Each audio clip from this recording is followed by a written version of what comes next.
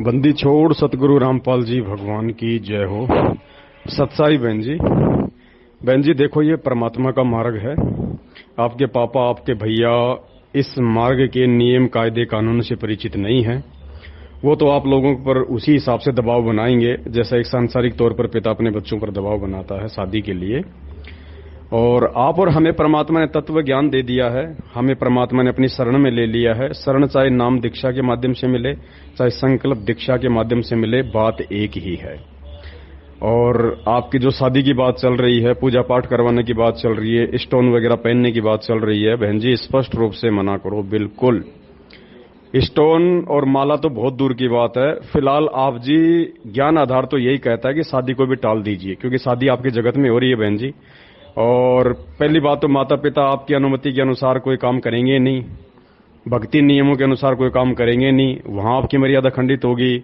अनुपदेशी के घर में आपकी शादी होगी, वहां आपकी एक भी नहीं चलेगी, परमात्मा से दूर हो जाओगी। समय वैसे विनाशकारी आ रहा है। कुछ भी करो बहन जी, संघर्ष करना पड़ेगा। आप पढ़ी लिखी हो, सक्षम हो, कहीं भी अपना काम कर सकती हो, कुछ भी कर सकती हो, जॉब कर सकती हो।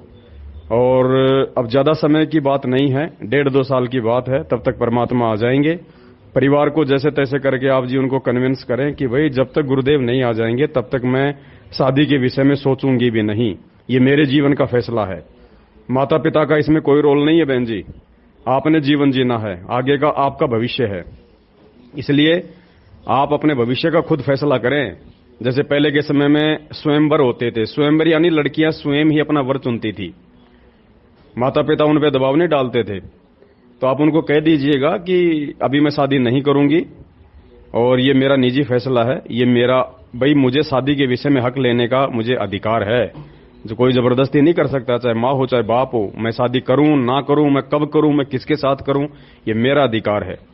आप स्पष्ट रूप से बहन जी आपको संघर्ष करना पड़ेगा, आपको मना करना पड़ेगा, थोड़े बहुत विरोध का सामना करना पड़ेगा, तो कीजिएगा। उसी के लिए परमात्मा ने हमें ज्ञान दिया है।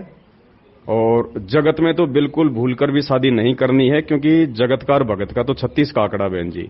वर्तमान में तो हो सकता है आपका पति जो अनुपदेशी है, आपके ससुराल वाले जो अनुपदेशी हैं, आपकी हर बात को मान लेंगे क्योंकि उनको लड़की चाहिए। लेकिन जैसे शादी हो जाएगी उसके बाद बहन जी आपका जीना हराम हो जाएगा। ना जियोगी, ना मरोगी, ना भक्ति कर पाओगी, ना इधर की ना उधर की। तो दास की तो यही प्रार्थना है, ज्ञान आधार तो यही कहता है। अभी ऐसी कौन सी उम्र होगी भाई, आजकल तो 35-35, 40-40 साल की उम्र में शादियां होती हैं। आपकी तो बहन जी उम्र ही क्या है। तो आप अपने माता पिता को, खैर माता तो आपके साथ में है, उन्होंने संकल्प ले रखा है, लेकिन आपके पिताजी अभी जगत में हैं। तो बहन जी आप बिल्कुल ज्ञान को आधार बनाइए, परमात्मा पे विश्वास रखिए। मालिक से भी बारंबार आप जी प्रार्थना कीजिए कि परमात्मा उनको भी आप सद्बुद्धि दें और दासी को भी हिम्मत दें, और आप उनको स्पष्ट रूप से मना कर दें। बहन जी शादी करना आपका निजी फैसला है, आपके माता पिता का इसमें कोई इंटरफेयर नहीं हो सकता है, क्योंकि ये आपके भविष्य का फैसला, आपके माता पिता के भविष्य का फैसला नहीं है। ये ज्यादा से ज्यादा अगर बाप अगर नाराज होगा तो घर से निकालने की बात कहेगा। तो बहन जी आप पढ़ी लिखी हो, कहीं भी जॉब कर सकती हो, कुछ भी हो, तो फिर मालिक रास्ता निकालेगा।